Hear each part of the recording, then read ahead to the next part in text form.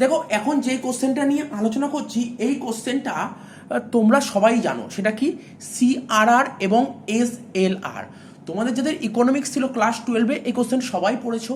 এছাড়াও BCom third সেমিস্টারে IFS যে সাবজেক্টটা আছে, ওখানে রিজার্ভ ব্যাঙ্ক অফ ইন্ডিয়া একটা চ্যাপ্টার আছে, সেই চ্যাপ্টারেও এই কোশ্চেনটা আছে, অর্থাৎ তাদের জন্য খুব ইম্পর্টেন্ট। এবং তার পাশাপাশি যারা ফিফথ সেমিস্টারে ম্যাক্রো ইকোনমিক্স পড়ছো, তোমাদের যে লাস্ট চ্যাপ্টার চলে ব্যাঙ্কিং, সেখানে এই কোশ্চেনটা আছে, খুব ইম্পর্টেন্ট একটা কোশ্চেন। সেই কোশ্চেনটা কি পড়বো, কনসেপ্ট পড়বো সিআরআর আর এসএলআর। সিআরআর এর ফুল ফর্ম কি, ক্যাশ রিজার্ভ রেশিও, আর এসএলআর এর full form statutory liquidity ratio. এই কনসেপ্টটা একটু জানবো, তারপর তো তোমরা তোমাদের বই পড়েই নিতে পারবে। একটু কনসেপ্টটা জানা থাকলে পড়তে খুবই সুবিধা হয়। তো দেখো আগে কনসেপ্টটা দিচ্ছি, তারপর আমি নোটটা বলছি কেমন লিখতে হবে। তো দেখো এটা ধরো একটা পার্সন, ঠিক আছে, আমি আগে বোঝাচ্ছি সিআরআর এসএলআর জিনিসটা কি। ধরো একটা পার্সনের কাছে বেশ কিছু অ্যামাউন্ট আছে, ঠিক আছে, যে কোনো একজন পার্সন, সো পার্সনের নাম ধরো মিস্টার এক্স, এর কাছে প্রচুর, দেখো এখানে একটা, দেখো এটা একটা ব্যাগ করা আছে, এর কাছে ধরো প্রচুর অ্যামাউন্ট আছে, ঠিক আছে, এক্সেস প্রচুর অ্যামাউন্ট আছে। ও কি করতে পারে, ওর কাছে প্রচুর অ্যামাউন্ট আছে, সেই অ্যামাউন্টটা আমরা কি করি, আমাদের কাছে যদি প্রচুর অ্যামাউন্ট থাকে, টাকা পয়সা থাকে, সেই টাকাটা কি করি, আমরা নিশ্চয়ই কোনো ব্যাংকে জমা করি। কি মনে হয় কোন ব্যাংকে কি জমা করি? Sir commercial bank. আচ্ছা আমি তোমাদের বলে দিই, আমাদের দেশে যে আমাদের দেশে সেন্ট্রাল ব্যাংক ছাড়া, সেন্ট্রাল ব্যাংকের নাম কি, reserve bank of India. Reserve bank of India যত ব্যাংক আছে সব কটা ব্যাংকই commercial bank. For example state bank of India, ওইদিকে ধরো তোমার Punjab national bank, oriental bank of commerce, Bandhan bank, Axis bank, এগুলো সব কমার্শিয়াল ব্যাংক। অর্থাৎ সেন্ট্রাল ব্যাংক ছাড়া যত ব্যাংক আছে সব ব্যাংকই কমার্শিয়াল ব্যাংক। ধরো একটা পার্সনের কাছে প্রচুর টাকা পড়ে আছে, সেই টাকাটা কি করতে পারে, সেই টাকাটা কোনো আশেপাশে কোনো একটা কমার্শিয়াল ব্যাংকে গিয়ে জমা করবে, ঠিক আছে। তো ওর কাছে প্রচুর টাকা পড়ে আছে ব্যাগে, সেই টাকাটা নিয়ে কি করবে, ও কমার্শিয়াল ব্যাংকে জমা করবে। এবার ধরো তা আমাদের কাছে প্রচুর টাকা পড়ে থাকলে আমরা ব্যাংকে জমা করব। এবার আমাদের যদি কখনো লোনের দরকার হয়, ঠিক আছে, বিভিন্ন কারণে লোন দরকার হতে পারে, লোনের দরকার হলে তখন আমরা সেই লোনটা কার থেকে নেব, কমার্শিয়াল ব্যাংকের থেকে নেব। তাই দেখো আমাদের কাছে যদি প্রচুর টাকা থাকে, সেই টাকাটা আমরা কমার্শিয়াল ব্যাংকে জমা করব। আর যদি কখনো লোনের দরকার, দেখো লোন লেখা আছে, যদি লোনের দরকার, সেই লোনটা কোথা থেকে নেব, কমার্শিয়াল ব্যাংকের থেকেই নেব। তো তোমরা পড়োনি আগে, তোমরা তো আগেও ব্যাংকিং পড়েছো, ব্যাংকিং এর মানে কমার্শিয়াল ব্যাংক, ব্যাংকের কাজ কি, ব্যাংকের ফাংশন অফ কমার্শিয়াল ব্যাংক কি পড়েছিলে, ফাংশন অফ কমার্শিয়াল ব্যাংকের মধ্যে প্রথম পয়েন্ট পড়েছিলে আমাদের মানে কোনো পাবলিকের কাছে যে টাকাটা থাকে সেই টাকাটা ব্যাংকে গিয়ে জমা করে, ঠিক আছে। তো এবার অন্যদিকে ধরো যদি কোনো পাবলিকে, ধরো আমি বিজনেস করবো, আমার লোনের দরকার, সেই লোনটা কোথা থেকে নেবো, আমি কমার্শিয়াল ব্যাংকের থেকেই নেবো। তার মানে মোদ্দা কথা বলতে চাইছি যে ধরো আমার কাছে টাকা আছে, সেই টাকাটা আমি কমার্শিয়াল ব্যাংকে ডিপোজিট করতে পারি। এবার আমার যে টাকার দরকার হয় সেই টাকাটা আমি কমার্শিয়াল ব্যাংকের থেকে লোন নেব। এইবার আমরা এই যে আমাদের যত ব্যাংক আছে, আমাদের যত ব্যাংক মানে রিজার্ভ ব্যাংক তো সেন্ট্রাল ব্যাংক ছাড়া যত ব্যাংক আছে আমার দেশে সবই তো কমার্শিয়াল ব্যাংক। তো আমাদের দেশে যত সব কমার্শিয়াল ব্যাংক আছে, তো কমার্শিয়াল ব্যাংক আমাদের দেশে যে হেড ব্যাংক আছে, হেড ব্যাংকের নির্দেশ মতো কাজ করে। তো কমার্শিয়াল ব্যাংক নিজের ইচ্ছে মতো কোনো কাজ করতে পারে না। হেড ব্যাংক মানে হচ্ছে রিজার্ভ ব্যাংক বা সেন্ট্রাল ব্যাংকই তো রিজার্ভ ব্যাংক। তো রিজার্ভ ব্যাংকের মানে যা নির্দেশ দেয়, যা ডিরেকশন দেয়, সেই অনুযায়ী কমার্শিয়াল ব্যাংক সমস্ত কাজ করে থাকে। অর্থাৎ রিজার্ভ ব্যাংকের বেশ কিছু রুলস অ্যান্ড রেগুলেশন বা গাইডলাইন করে দিয়েছে, যে কিনা আমাদের দেশে যত কমার্শিয়াল ব্যাংকে সমস্ত কমার্শিয়াল ব্যাংকে মানতে হবে। সে কি বলেছে, আরবিআই কমার্শিয়াল ব্যাংকে বলে দিয়েছে, দেখো কোনো পার্সনের কাছে যদি টাকা থাকে, সেই পার্সন তো তোমার ব্যাংকে জমা করবে, কমার্শিয়াল ব্যাংকে টাকা জমা করবে, যত টাকা জমা করবে সেই টাকাটাকে তোমরা 3টে ভাগে ভাগ করবে। দেখো এটা একটা ভাগ করেছি, এটা একটা ভাগ, এটা একটা ভাগ, এটা একটা ভাগ, 3টে ভাগে ভাগ করবে। এই যে তুমি 3টে ভাগে ভাগ করলে, তার মধ্যে এই যে সেকেন্ড অপশনটা, সেকেন্ড ভাগটার নাম কি লেখা আছে, সিআরআর, ফুল ফর্ম আগেই বলেছি, ক্যাশ রিজার্ভ রেশিও। অর্থাৎ কোনো পার্সন এসে কমার্শিয়াল ব্যাংকে যত টাকা জমা করবে তার একটা পার্সেন্টেজ তুমি আলাদা সরিয়ে রাখবে। সেই টাকাটা সরিয়ে কাকে দেবে, আমাকে দেবে। আমিটাকে রিজার্ভ ব্যাংক অফ ইন্ডিয়া, দেখো লিখেছি সেন্ট্রাল ব্যাংক, ঠিক আছে। কিছু পার্সেন্ট সরিয়ে রাখবে, মানে কোনো একজন পার্সন, ঠিক আছে, কমার্শিয়াল ব্যাংকে যেই টাকাটা জমা করবে তার একটা পার্সেন্টেজ, ঠিক আছে, একটা পার্সেন্টেজ তুমি সরিয়ে রাখবে, সেই টাকাটা সরিয়ে রিজার্ভ ব্যাংকে জমা করবে, অর্থাৎ আমাকে দেবে। এটাই হচ্ছে তোমার সিআরআর। এখন তুমি বলে স্যার কত পার্সেন্ট সরাবো, সেটা রিজার্ভ ব্যাংক বলে দেবে কত পার্সেন্ট সরাতে হবে, ঠিক আছে, রিজার্ভ ব্যাংক বলে দেবে এত পার্সেন্ট সরাতে হবে। এটাই হচ্ছে সিআরআর, ক্যাশ রিজার্ভ রেশিও। তারপর এরপরে আর একটা কি, 3 নম্বর দেখো, এই 3 নম্বর ভাগটা কি SLR, এর ফুল ফর্ম হচ্ছে স্ট্যাটিউটরি লিকুইডিটি রেশিও। তো রিজার্ভ ব্যাংক অফ ইন্ডিয়া আবার বলে দিয়েছে শুধু তুমি কিছু পার্সেন্টেজ টাকা সরিয়ে আমাকে দিলেই হবে না, এবার আরো কিছু পার্সেন্ট টাকা সরাবে, সেই টাকাটা সরিয়ে তুমি তোমার কাছে রাখবে, টাকাটা তুমি তোমার কাছে রাখবে, এই টাকাটা অন্য কোনো পারপাসে ইউজ করবে না, ঠিক আছে, তোমার কাছে রাখবে। দেখো লিখেছি, দেখো কেপ্ট কোথায় রাখবে, কমার্শিয়াল ব্যাংকের কাছে রাখবে। এরপরে আর একটা কনসেপ্ট হয় LRR, এটাকে বলে লিগাল রিজার্ভ রেশিও। এই লিগাল রিজার্ভ রেশিও আমরা কি করে ক্যালকুলেট করি, এই যে CRR আর SLR এই দুটো যোগ করলে, এই দুটো রেশিও যোগ করলে বেরিয়ে যায় LRR, লিগাল রিজার্ভ রেশিও। কি করে বের করব, এই CRR আর SLR এই দুটো রেশিও যোগ করলে বেরিয়ে যাবে আমার লিগাল রিজার্ভ রেশিও। কি বললাম, এই দুটো যোগ করলে কি বেরোবে আমার LRR, legal reserve ratio. Sir বললেন তো, আপনি তো দুটো পার্ট বললেন, কিন্তু এই পার্টটাতে বললেন হ্যাঁ এটাই তো বলবো, এবার এটাই তো বলবো। কোনো পার্সন কমার্শিয়াল ব্যাংকে যত টাকা জমা করবে তার কিছু পার্সেন্টেজ CRR হবে, কিছু পার্সেন্টেজ SLR হবে, এই দুটো পার্সেন্টেজটাকে যোগ করলে তোমার হবে LRR, ঠিক আছে, লিগাল রিজার্ভ রেশিও, ঠিক আছে। এবার এখন তোমাদের প্রশ্ন হলো স্যার তাহলে কমার্শিয়াল ব্যাংক কোনো পার্সন যদি ব্যাংকের কাছে লোন চায় তাহলে কমার্শিয়াল ব্যাংক কত টাকা লোন দিতে পারবে। দেখো কত টাকা লোন দেয়, অর্থাৎ কোনো পার্সন কমার্শিয়াল ব্যাংকে যত টাকা ডিপোজিট করলো, এই যে যত টাকা ডিপোজিট করলো, দেখো লিখেছি যত টাকা ডিপোজিট করলো তার থেকে LRR, এই যে এই LRR লিগাল রিজার্ভ রেশিওটা তুমি বাদ দেবে, বাদ দিলে যেটা পড়ে থাকছে সেই টাকাটাই লোন দেবে, তাই তো। এই ব্যাপারটা কতটা বুঝতে পারলে কি না বুঝতে পারলে আমরা একটা এক্সাম্পলের আকারে বোঝাবো, ঠিক আছে, এক্সাম্পল দিয়ে বোঝাচ্ছি ভ্যালু দিয়ে, মোটামুটি বোঝা গেল তো। এখন তোমার মনে প্রশ্ন হলো স্যার কত টাকা লোন পাওয়া যাবে কমার্শিয়াল ব্যাংক থেকে। কোনো একজন পার্সন ব্যাংকে যত টাকা জমা দেবে তার কিছু পার্সেন্টেজ CRR হবে, কিছু পার্সেন্টেজ তোমার SLR হবে, এই CRR আর SLR দুটোকে যোগ করলে হয় LRR, এই ডিপোজিট থেকে LRR বাদ দিলে হয়ে যাবে লোন অ্যামাউন্ট, ঠিক আছে তো। এবার আমি একটা এক্সাম্পল দিয়ে বোঝাচ্ছি, দেখো কি লেখা আছে এখানে, RBI reserve bank of India. এই যে আমি এতক্ষণ বললাম CRR SLR, এটা কে ঠিক করে, কমার্শিয়াল ব্যাংক ঠিক করে, কোনোদিন না, কোনোদিন না, হেড ব্যাংক। আমাদের দেশে যে হেড ব্যাংক আছে রিজার্ভ ব্যাংক অফ ইন্ডিয়া, ওই সমস্ত বলে দেয় যে না তোমাকে CRR কত পার্সেন্ট মেনটেন করতে হবে, SLR কত পার্সেন্ট মেনটেন করতে হবে। এখানে লিখে CRR 2%, SLR 4%। Sir CRR 2%, SLR 4%, এটা কি সবসময় কি এই পার্সেন্টেজ? না, কখনো না, কখনো না, কখনো এই পার্সেন্টেজ হয় না। দেখো আপ ডাউন করে, তবে CRRটা তোমার 15%-এর মধ্যে থাকতে পারে, ঠিক আছে তো। আমি এটা তোমাদের বোঝানোর জন্য 2 আর 4 দিয়েছি, কিন্তু আমাদের দেশে CRR না কি করে জানো, 2% থেকে 15%-এর মধ্যে থাকতে পারে। 2%, সরি 2 না 3%।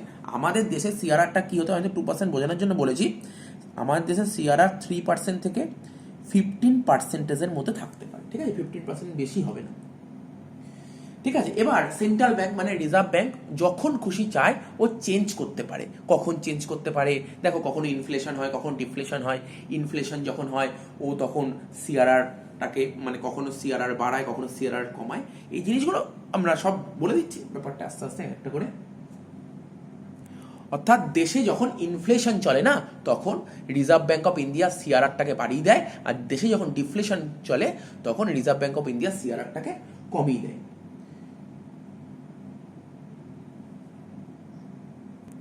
আর SLR ব্যাপারটা কি বলেছে, মানে রিজার্ভ ব্যাংক অফ ইন্ডিয়ার যে একটা গাইডলাইন আছে, সেই গাইডলাইনে পরিষ্কারভাবে বলা হয় যে প্রতিটা কমার্শিয়াল ব্যাংকে তাদের নেট ডিমান্ড, কি বললাম, তাদের নেট ডিমান্ড আর টাইম ডিপোজিটের 25%, ঠিক আছে, SLR হিসেবে জমা রাখতে হয়। তাহলে কি বললাম, রিজার্ভ ব্যাংক অফ ইন্ডিয়ার যে গাইডলাইন আছে সেই গাইডলাইনে পরিষ্কারভাবে বলা আছে যে প্রতিটা কমার্শিয়াল ব্যাংকে তাদের নেট ডিমান্ড আর টাইম ডিপোজিটের মিনিমাম 25%, ঠিক আছে, 25% SLR হিসেবে রাখতে হবে। তবে RBI এই রেশিওটা 40% পর্যন্ত বাড়িয়ে দিতে পারে, ঠিক আছে, কত পার্সেন্ট জেনে রাখতে হবে, ঠিক আছে তো, কত মেনটেন করতে হয়, 25%, কিন্তু RBI চাইলে এটা 40% পর্যন্ত করতে পারে, ঠিক আছে তো SLR। তাহলে কার 25% রাখবে, নেট ডিমান্ড আর টাইম ডিপোজিটে, বোঝা গেল। তবে ইনফ্লেশনের সময় RBI SLR বাড়িয়ে দেয় আর ডিফ্লেশনের সময় RBI SLRটা কমিয়ে দেয়। তো ব্যাপারটা বোঝা গেল। আমি তো জাস্ট একটা ফিকটিসিয়াস এক্সাম্পল দিই, 2 আর 4%। ধরো মিস্টার রাম, আমি কি বোঝাচ্ছি, মিস্টার রাম তার কাছে প্রচুর টাকা আছে। ও এবার কি করেছে, অনেকেই তো আজকালকার দিনে ব্যাংকে টাকা জমা করে, তো মিস্টার রাম 5,000 টাকা ব্যাংকে, কোন ব্যাংকে জমা করবে, কমার্শিয়াল ব্যাংকে 5,000 টাকা জমা করেছে। ঠিক আছে, এবার রিজার্ভ ব্যাংক অফ ইন্ডিয়া তো গাইডলাইন বলেই দিয়েছে, কমার্শিয়াল ব্যাংকে কোনো পার্সেন্ট যত টাকা জমা করবে সেই টাকাটাকে 3টে ভাগে ভাগ করে, কটা ভাগে ভাগ করে, 3টে ভাগে, 1, 2, 3। একটা ভাগ হচ্ছে সিআরআর কত বলছে, 2%, অর্থাৎ 5,000 টাকায় জমা করলে তার 2% সরিয়ে রাখবে। কে সরিয়ে রাখবে, কমার্শিয়াল ব্যাংক। 5,000 2% কত, 100 টাকা রিজার্ভ ব্যাংক সরিয়ে রেখে কাকে দেবে, এই টাকাটা রিজার্ভ, মানে এই 5,000 2% 100 টাকা কমার্শিয়াল ব্যাংক সরিয়ে রিজার্ভ ব্যাংকে এই টাকাটা দিয়ে দেবে। এখন তুমি বলতে পারো স্যার এই কমার্শিয়াল ব্যাংক যে রিজার্ভ ব্যাংকে এই 100 টাকা দিল তার বদলে কি কোনো ইন্টারেস্ট পাবে, কোনোদিন পাবে না, কোনো ইন্টারেস্ট পাবে না। ঠিক আছে, মাথায় রাখতে হবে। এসএলআর, আর একটা এসএলআর কত ছিল, 4%। ঠিক আছে, তো তাহলে 5,000 টাকা যে ডিপোজিট করলে তার 4% মানে 200 টাকা কে করবে, এটা সরিয়ে রাখবে। কে সরিয়ে রাখবে, কমার্শিয়াল ব্যাংক। স্যার এটা কি সরিয়ে রেখে রিজার্ভ ব্যাংকে দেবে, না, এই টাকাটা কমার্শিয়াল ব্যাংক নিজের কাছে রেখে দেবে, এটা অন্য কোনো পারপাসে ইউজ করতে পারবে না। ঠিক আছে, তার মানে তুমি নিজে ভাবো 5,000 টাকার মধ্যে 100 টাকা আর 200 টাকা, 300 টাকা তো সহ হলো, তাহলে বাকি যে 4,700 টাকা আছে না, এই 4,700 টাকা যখন কোনো পার্সন লোন চেতে আসবে তখন এই 4,700 টাকা লোন দেবে। তাই দেখো লিখেছি এলআরআর হচ্ছে সিআরআর প্লাস এসএলআর, দুটো মিলে 100, 200, 300। বোঝা গেল ব্যাপারটা। এবার আমরা মানে ছোট্ট একটা নোট করেছি, সিআরআর এর ডেফিনেশন আর এসএলআর এর ডেফিনেশন তৈরি করেছি। আমি এখনো পর্যন্ত যা বোঝালাম না, এটা এই কনসেপ্টটা যদি একবার মাথায় ঢুকে যায়, যে কোনো স্টুডেন্ট ঠিক সুন্দরভাবে লিখে দিতে পারবে। দেখো কি লিখেছে, বেশি বোঝানোর কিছু নেই, লাইনটা পড়লে তোমরা বুঝতে পারবে। ক্যাশ রিজার্ভ রেশিও মানে সিআরআর কি বলেছে, বলছে ইট রেফার্স টু দা, ঠিক আছে, সিআরআর বলতে বোঝায় minimum percentage of a bank, ঠিক আছে, total deposit required to be kept with central bank. মানে কিছুক্ষণ আগেই বললাম, কমার্শিয়াল ব্যাংকে কোনো পার্সেন্ট যত টাকা জমা দেবে তার একটা মিনিমাম একটা পার্সেন্টেজ আছে, সেই পার্সেন্টেজটা, ঠিক আছে, কমার্শিয়াল ব্যাংক সরিয়ে রাখবে, সেই টাকা সরিয়ে রিজার্ভ ব্যাংকের কাছে দিয়ে দেবে, জমিয়ে রাখবে। CRR is fixed by the central bank, ঠিক আছে, সিআরআর এর পার্সেন্টেজটা কে ফিক্স করে, সেন্ট্রাল ব্যাংক মানে reserve bank of India. And it is according to situation in order to control supply of money in an economy. ঠিক আছে, এটা রিজার্ভ ব্যাংক অফ ইন্ডিয়ায় কন্ট্রোল করছে ইকোনমিতে যে সাপ্লাই অফ মানি আছে এটাকে কন্ট্রোল করার জন্য। ঠিক আছে, তো এবার দেখো কি লিখেছে, in case of high money supply মানে ইনফ্লেশন, যখন দেশে যখন হাই মানি সাপ্লাই হয়, অর্থাৎ দেশে যখন ইনফ্লেশন হয়, তখন রিজার্ভ ব্যাংক অফ ইন্ডিয়া কি করে, সিআরআর এর পার্সেন্টেজটা বাড়িয়ে দেয়, সিআরআর এর পার্সেন্টেজ বাড়িয়ে দেয়। তোমরা বুঝতে পারছো, যখনই মানি সাপ্লাইটা হাই হয় তখন reserve bank of India CRR বাড়িয়ে দেয়। ঠিক আছে, আর কি বলছে এখানে দেখো লেখাই আছে ব্যাপারগুলো, তুমি বুঝতেই পারছো। Bank are left with less capacity to create credit, তারপর বলছে fall in money supply by commercial bank, তারপর বলছে ইনফ্লেশন ইজ কন্ট্রোল। বলছে অনেক বেশি পার্সেন্টেজ রিজার্ভ ব্যাংকের কাছে জমা রাখতে হয়। ঠিক আছে, অনেক বেশি, মানে নর্মাল বুঝো, সিআরআর বাড়িয়ে দিচ্ছে, রিজার্ভ ব্যাংক যদি সিআরআর বাড়িয়ে দেয় তাহলে বেশি পার্সেন্টেজ সিআরআর এর পার্সেন্টেজটা যদি বাড়িয়ে দেয় তাহলে রিজার্ভ ব্যাংকের কাছে তো বেশি পরিমাণ সিআরআর টাকাটা রাখতে হবে, তাই না? আর যত বেশি পার্সেন্ট আরবিআই এর কাছে জমা রাখবে, ঠিক আছে, তত ব্যাংকের কাছে কম টাকা থাকবে, আর লোন দেওয়ার জন্য, পাবলিককে লোন দেওয়ার জন্য কম টাকা থাকবে। আর যদি লোন কম দেয় তাহলে মানি সাপ্লাইটা কমে যাবে, তাই না? আর মানি সাপ্লাই যদি কম হয়ে যায় তাহলে ইনফ্লেশন কন্ট্রোল হয়ে যাবে। বুঝতে পারলে ব্যাপারটা? In case of low money supply মানে ডিফ্লেশনের সময় কি করবে, reserve bank of India CRR কমিয়ে দেবে। ঠিক আছে, আর সিআরআর যদি কমিয়ে দেয়, ভাবো সিআরআর কমিয়ে দিলে কি ঘটনা ঘটবে, সিআরআর যদি কমিয়ে দেয় তাহলে ব্যাংকের হাতে একটু বেশি পরিমাণ টাকা থাকবে, তাই না? বলছে bank have more capacity to create credit. ঠিক আছে, তো and rise in money supply of commercial bank, commercial bank তখন মানি সাপ্লাইটা হাই হবে এবং তখন ডিফ্লেশনটা কন্ট্রোল হয়ে যাবে। এই জিনিসগুলো তোমাকে মনে রাখতে হবে। এবার কি বলছে, এসএলআর মানে স্ট্যাটিউটরি লিকুইডিটি রেশিও কি বলছে, every bank is required to maintain a fixed percentage of its assets in the form of liquid asset known as SLR. বলছে প্রতিটা কমার্শিয়াল ব্যাংকে কি প্রয়োজন, মেনটেন করতে হবে একটা ফিক্সড পার্সেন্টেজ। কার ফিক্সড পার্সেন্টেজ? টোটাল যত অ্যাসেট আছে তার একটা ফিক্সড পার্সেন্টেজ মেনটেন করতে হবে, নিজের কাছে রাখতে হবে। প্রতিটা কমার্শিয়াল ব্যাংকে তার টোটাল যত অ্যাসেট আছে তার একটা পার্সেন্টেজ নিজের কাছে রেখে দিতে হবে in the form of liquid asset এর ফর্ম, এটাই হচ্ছে এসএলআর। এর মধ্যে কি ইনক্লুড আছে? ক্যাশ, গোল্ড আর অ্যাপ্রুভ সিকিউরিটিজ, ঠিক আছে তো। ইন কেস অফ হাই মানি সাপ্লাইয়ের ক্ষেত্রে কি করে? Reserve Bank of India SLR বাড়িয়ে দেয়, ঠিক আছে তো। তাহলে এসএলআর যদি বাড়িয়ে তাহলে কি হবে? Fall in credit creation by bank, ঠিক আছে। ক্রেডিট ক্রিয়েশনটা আস্তে আস্তে কমে যাবে। আর অ্যাকচুয়ালি কী হচ্ছে? তাহলে মানি সাপ্লাই কমে যাবে, মানি সাপ্লাইটাও কমে যাবে, তাহলে ইনফ্লেশন কন্ট্রোল হবে। আর in case of low money supply SLR কমিয়ে দেবে, ঠিক আছে। Reserve Bank of India SLR কমিয়ে দেবে, ঠিক আছে। তাহলে rise credit creation by bank, তাহলে ক্রেডিট ক্রিয়েশনটা কমার্শিয়াল ব্যাংকের ক্রেডিট ক্রিয়েশনটা বেড়ে যাবে এবং তখন মানি সাপ্লাইটা বেড়ে যাবে আর ডিফ্লেশনটা কন্ট্রোল হয়ে যাবে। এই ছিল সিআরআর আর এসএলআর। এবার আমরা এদের মধ্যে ডিফারেন্সটা পড়বো, সুন্দরভাবে ডিফারেন্সটা পড়তে হবে। আচ্ছা, এবার ডিফারেন্সটা পড়বো সিআরআর এর সাথে এসএলআরআর। এসএলআরআর মানে স্ট্যাটিউটরি লিকুইডিটি রিজার্ভ রেশিও, এদের মধ্যে ডিফারেন্স। প্রথম পয়েন্ট তো আমরা ডেফিনেশন দিয়ে দেবো। তোমরা দেখতেই পাচ্ছ কি লেখা আছে ডেফিনেশন সিআরআর এর। বলছে under section 42 subsection 1 of the reserve bank of India act 1935, মানে reserve bank of India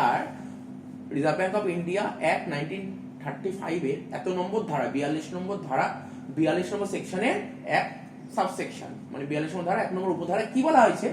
cash reserve ratio means each schedule commercial bank, প্রতিটা শিডিউল কমার্শিয়াল ব্যাংক, ঠিক আছে তো, has to keep a certain percentage of its own demand and time deposit in cash with RBI। তার মানে এই যে কিছুক্ষণ আগে বললাম কমার্শিয়াল ব্যাংকে যত টাকা ডিপোজিট হবে, ঠিক আছে, কি ডিপোজিট? টাইম ডিপোজিট আর হচ্ছে তোমার ডিমান্ড ডিপোজিট, তার একটা ফিক্সড একটা পার্সেন্টেজ তোমাকে আলাদা করে সরিয়ে রাখতে হবে, সেই টাকাটা রিজার্ভ ব্যাংকের কাছে দিয়ে দিতে হবে। এটাই হচ্ছে সিআর। আর এসএলআরটা কি বলেছে? বলছে under section 24 of the banking regulation act 1949, মানে ব্যাংকিং রেগুলেশন অ্যাক্ট 1949 এর 24 নম্বর ধারায় কি বলা আছে? Schedule commercial bank have to keep at least 20%, কত percentage? at least 20% of their total deposit, ঠিক আছে, যত টাকা টোটাল ডিপোজিট হবে তার 20% in cash or liquid form, cash or liquid ফর্মে আলাদা করে টাকাটা সরিয়ে রাখতে হবে। এই টাকাটা কোথায় থাকবে? কমার্শিয়াল ব্যাংকের কাছেই থাকবে। আর এই যে টাকাটা সরাবে লিকুইড ফর্ম বলে জানেন, সেটা ক্যাশ হতে পারে, গোল্ড হতে পারে, বা তোমার গভর্নমেন্ট সিকিউরিটিজ হতে পারে। এবার প্রশ্ন হলো রুলটা তোমরা কি বলবে?